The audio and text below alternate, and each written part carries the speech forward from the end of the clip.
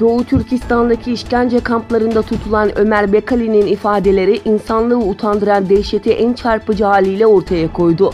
Domuz eti yemeyi ya da Çin propaganda şarkılarını söylemeyi reddedenler dövülüp aç karnına duvara baktırılıyor.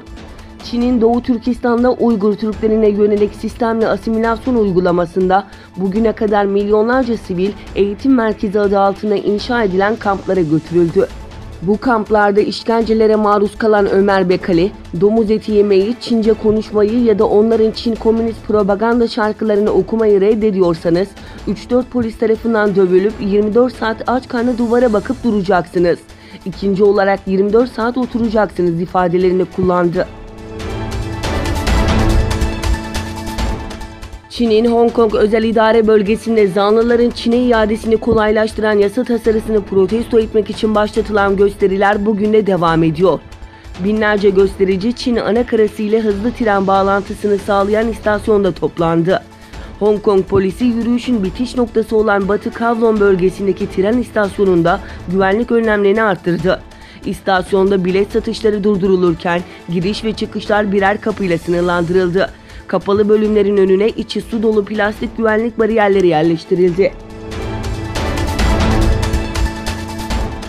ABD ile Çin arasındaki teknoloji savaşı hızla devam ederken ABD önemli bir teknoloji merkezi olan Usta Üniversitesi'nde çalışan Çinli bir profesörü casusluk suçlamasıyla tutukladı.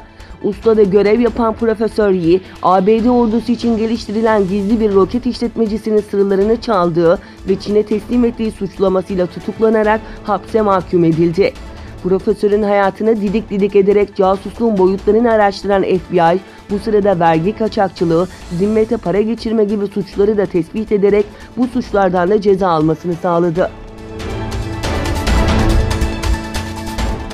Yemen'deki Husiler tarafından Suudi Arabistan öncülüğündeki koalisyon güçleriyle mücadele etmek için yeni balistik füzeler ve insansız hava araçları üretildiği açıklandı.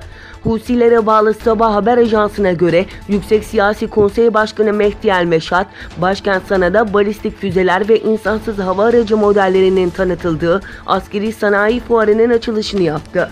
Fuarda Kudüs 1 kanatlı füzesi, Kasef 2K ve Samat 2 tipi insansız hava araçları ve Samat 1 insansız keşif uçağının tanıtıldığına işaret edilen haberde bu yeni silahların askeri yeteneklerini artıracağı ve savaşın seyrini etkileyeceği belirtildi. İngiltere Dışişleri Bakanlığı'ndan yapılan açıklamada uranyum zenginleştirme yüzdesini 3.67'ye yükselten İran'a, İran nükleer anlaşmasına uyması ve işlemleri durdurma, geri çevirme çağrısı yapıldı. İngiltere Dışişleri Bakanlığı sözcülerinden biri, Birleşik Krallık anlaşmaya tamamen sadık kalırken İran'dan anlaşmayı yok sayan hareketlerini durdurmasını talep ediyoruz dedi.